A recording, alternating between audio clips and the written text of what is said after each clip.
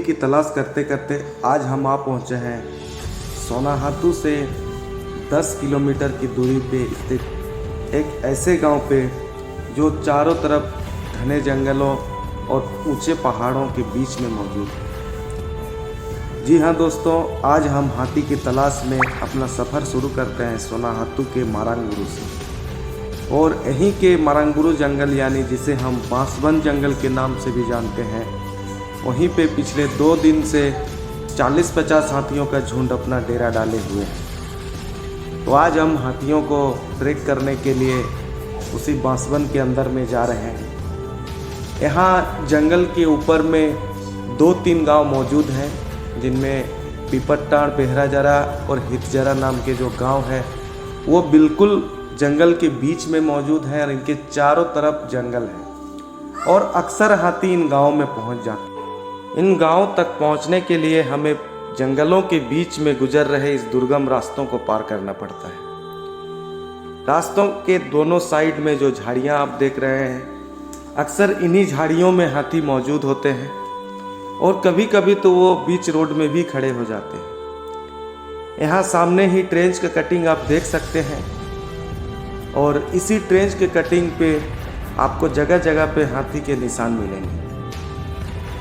अक्सर हाथी road cross करते हैं और इन ट्रेंच को पार करके जंगल की ओर चले जाते हैं। तो देखा जाए तो ये जो जगह है वो एक पसंदीदा जगह बन चुका है हाथियों के लिए, क्योंकि यहाँ पे खाना भी है, पानी भी है और रहने के लिए उचित जंगल भी है। साथ ही इन जंगलों में लोगों की ज़्यादा आबादी नहीं है, जिस कारण उन्हें डिस्टरबेंस भी कम होता है।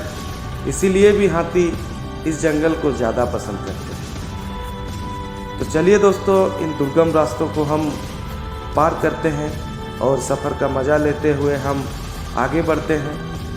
ये सफ़र बहुत ही रोमांचक भरा है, बहुत ही सुंदर सा जगह है, लेकिन यहाँ कदम कदम पे खतरा भी है। ना जाने कब किस झाड़ी से हाथी निकल के आ जाए और आप खतरे में पड़ जाए, ये आप भी नहीं बता सकते हैं। ये देख सकते हैं बहुत ही झाड़ियों वाला यह गांव, यही है पीपटटाड़। अब हम गांव पे पहुंचने ही वाले हैं। आप देख सकते हैं चारों तरफ घने झाड़ियों और पहाड़ से बिल्कुल सटा हुआ यह गांव है और यहाँ की आबादी भी बहुत ज़्यादा नहीं है। यहाँ जैसे ही कोई जनप्रतिनिधि, हमारे साथ में हमारे मुखिया जी विकास मुंडा जी हैं, तो कोई भी जनप्रतिनिधि इन गांव में पहुंचते ही लोगों का एक आस जग जाता है कि शायद हाथी के हुए इस नुकसान का हमें उचित मुआवजा दिलवा पाएँ, जिस कारण जो ग्रामीण है वो आशा भरी नज़र से देखते हैं। यहाँ गांव के आसपास में हाथी के बहुत से प्रमाण हमें मिले हैं और हम हाथी की तलाश में अब जंगल की ओर चल पड़े। जाते जाते हमें ताज़ा हाथी के डंक भी मिलने लगे हैं। हमने अपने तलाश को जारी रखा।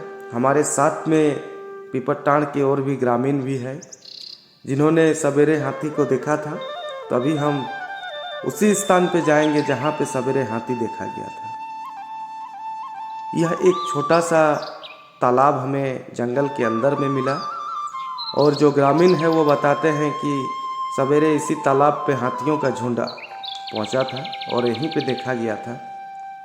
इसके प्रमाण भी हमें इस तालाब के किनारे देखने को मिले, पर हमने अपने तलाश को जंगल की ओर अंदर तक जारी रखा। हम चाहते थे कि हाथी हमें दिख जाए और हम धीरे धीरे जंगल की ओर अंदर चले गए। ये जंगल काफ़ी घना है, देख सकते हैं। और अभी दोस्तों हम जहाँ पे पहुँचे हैं, यह सारा जगह हाथियों का ही बसेरा है। सारा जगह आप देख सकते हैं, बिल्कुल साफ सुथरा सपाट लग रहा है। यहीं पे हाथियों का झुंड ठहरता है और काफ़ी देर तक यहाँ पे रुकता है और शाम होने के बाद ही गांव पे पहुँचता है। तो हम बहुत ही डरावने जगह पे पहुँच चुके हैं। अभी हम लोग पीपटटाड़ और हितजरा बांसबन के एक ऐसे जगह पे आ पहुँचे हैं जहाँ पे आप देख सकते हैं कि ये हाथियों का ही बसेरा है। यहाँ पे देखिए चारों तरफ हाथियों ने इस पूरे जगह को समतल बना दिया है और जगह जगह पे उसके डंग भी मौजूद है, पेड़ मौजूद है। ये देख सकते हैं, बहुत ही खतरनाक और डरावना यहाँ का मंजर है। दोस्तों, यहीं सामने में हमें हाथियों की आवाज़ सुनाई दे रही है, पर झाड़ी इतना ज़्यादा है कि हम आगे बढ़ने का साहस ही नहीं कर पा रहे हैं। और अगर हमारे पास में कोई उचित ड्रोन या कोई अच्छा कैमरा रहता तो हम आपको दिखा पाते। हाथी बिल्कुल भी हमारे इसी आगे सीधे में है और झाड़ियों में छिपा है, जो हम उन्हें देख पा रहे हैं, आभास हो रहा है, पर कैमरे से उसे कैप्चर करना बहुत ही मुश्किल है। दोस्तों, ये जंगल सपाट जंगल है, इसीलिए यहाँ पे रिस्क लेना बहुत ही खतरनाक हो सकता है। तो अब हम यहाँ से घर की ओर निकलते हैं। अब हम गांव में जो नुकसान हुआ है उसका जायज़ा लेने के लिए जाएंगे। ये ग्रामीण बताते हैं कि अक्सर हाथी इन जगहों पे इस ट्रेंच को पार करते हैं और गांव की ओर रुख करते हैं। गांव के आसपास उन्हें खाने के लिए धान का फसल मिल जाता है। कभी तो वो घर को तोड़ के घर में रखे हुए भंडारित अनाज को भी खा जाते हैं। यही वो जगह है जहाँ से हाथी पार करते हैं।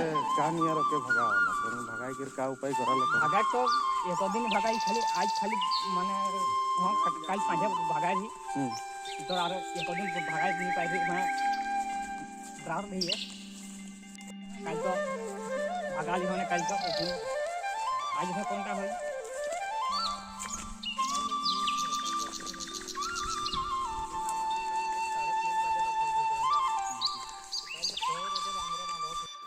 हम सभी पीपरताड़ के खेतों में पहुँचे।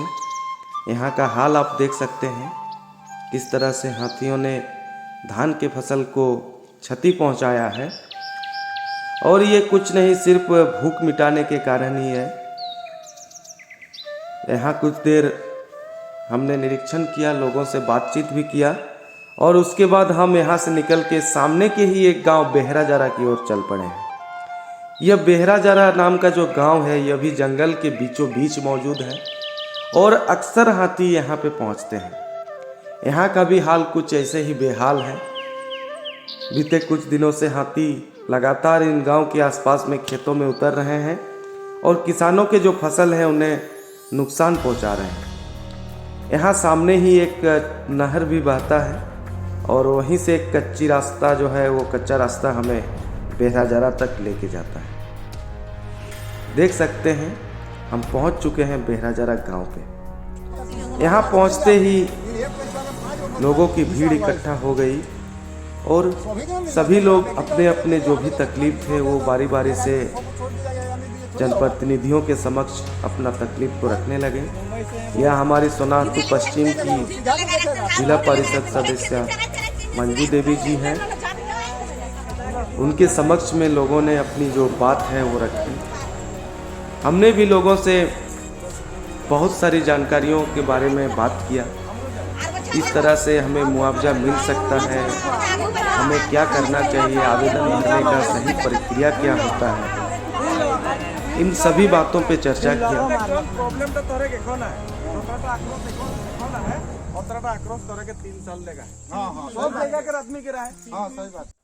ग्रामीणों का, किसानों का आक्रोश जायज़ है, क्योंकि खून पसीने से सींचे हुए इस फसल को अगर हाथी आके क्षति पहुंचाएंगे तो तकलीफ तो होगी।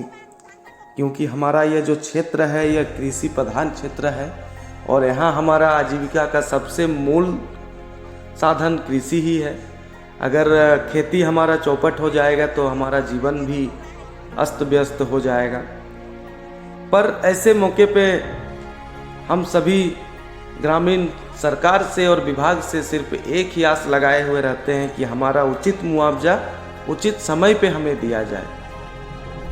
मुआवजा प्रक्रिया में जो देरी होती है उस देर को कम किया जाए और जल्द से जल्द मुआवजा दिया जाए। ग्रामीणों से कुछ देर बात करने के बाद अब हम निकल चुके हैं अपने घर की ओर। यह जंगल का रास्ता बहुत ही सुहाना था, आज का सफ़र भी बहुत ही अच्छा था और काफ़ी अच्छा जंगल है घूमने के लिए। जो जंगल और जानवर को करीब से देखना चाहते हैं उन लोगों के लिए यह बहुत अच्छा जगह है। यहाँ पे आप आके कुछ समय बिता के जंगल और जानवर को समझ सकते हैं, अपनी आँखों से जंगली जानवरों को देख सकते हैं और यहाँ के जो छोटे छोटे पहाड़ हैं उनका मजा ले सकते हैं। ऐसे वीडियोस देखने के लिए चैनल को सब्सक्राइब जरूर करें। धन्यवाद।